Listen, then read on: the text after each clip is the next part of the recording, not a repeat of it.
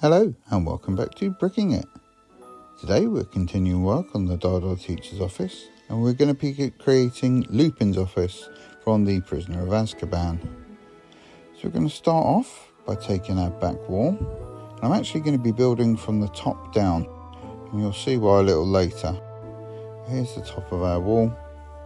I'm just going to add in a couple of these 2x2 plates with studs on one side, just to create the top of a bookshelf.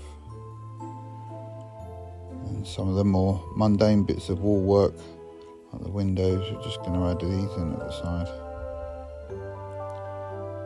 And this last piece, kind of an odd shape, but you'll see why a little later.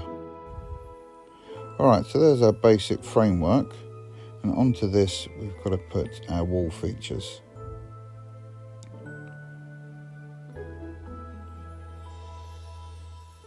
Couple more bricks to fill up the space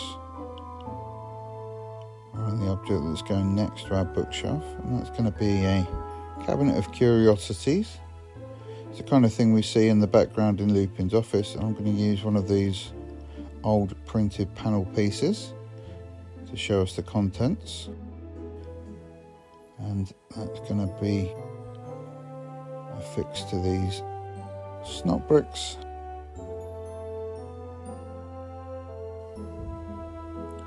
And we've got one more snot brick, this one going on its side, so we can start building out the contents of the bookshelf. You can see what a monstrosity this is already, and it's not going to get any better.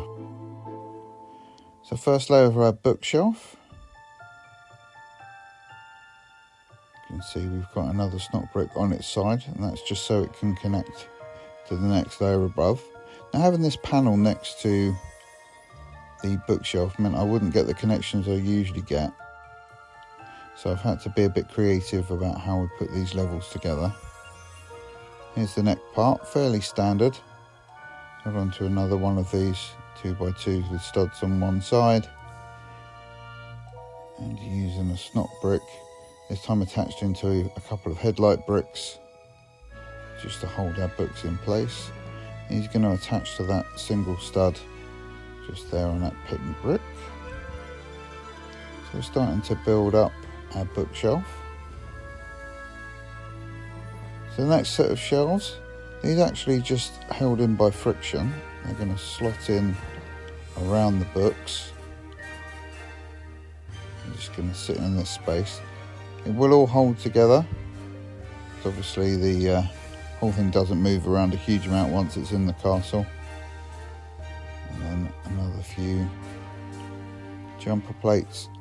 I prefer these over the plates that you see on the bottom, just because you get that slight, from the groove, that slight separation. Here's our last shelf of books. Again, very similar set of construction to the others, but you see I've made a fatal error. Just watch. It's all come tumbling down. Well, it's to be expected. I was trying to build from completely the wrong direction. Let's just reassemble these in a slightly more sensible configuration.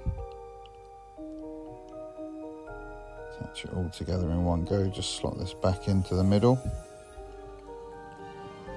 Those bits that fell off, just attach them back on.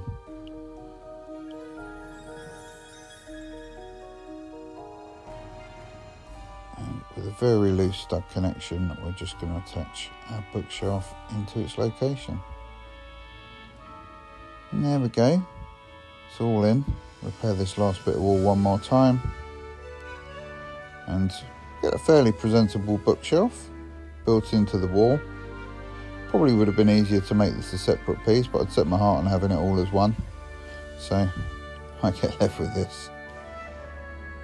Below our shelves, we're going to build some drawers, and these are obviously going to attach to the snot bricks that I've already assembled on the wall. These are made with just a couple of headlights with a jumper plate attached to the front.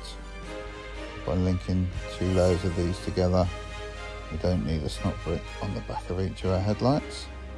So that's our drawers to form the front of our cabinet using one of these window pieces. Get like a glass fronted cabinet, and if we have a look on top, can see there's this kind of pair of horns decoration, among others. So while I'm waiting for some Skelligro baby scale skulls to adorn the top of the bookshelf, I'll just try and carefully assemble these two horns in one clip, just so I've got some decoration up on top of the furniture. And there we go. So despite the fairly dodgy building techniques, it comes out quite nicely in the end. Once it's attached in, it's nice and stable, despite what it looks like at the back. You can see those two studs going in different directions. They just squeak in next to each other. We don't get any clashes. So that's our furniture for Lupin's office. It's not the only features. In front of his fireplace, you see these two, well, I don't know what they are really. Almost look like lamps of some kind, but they're completely opaque. So we built them anyway. Just a round brick and a telescope piece, and then one of those domes. Lupin's desk is black leather topped wood. It's a nice, fairly easy construction. Just a plate and some jumpers with a pair of palisade bricks for the legs. I'm going to top those with the Marauder's map, along with some books and homework and things just represented by these jumpers and plates, and a simple lamp.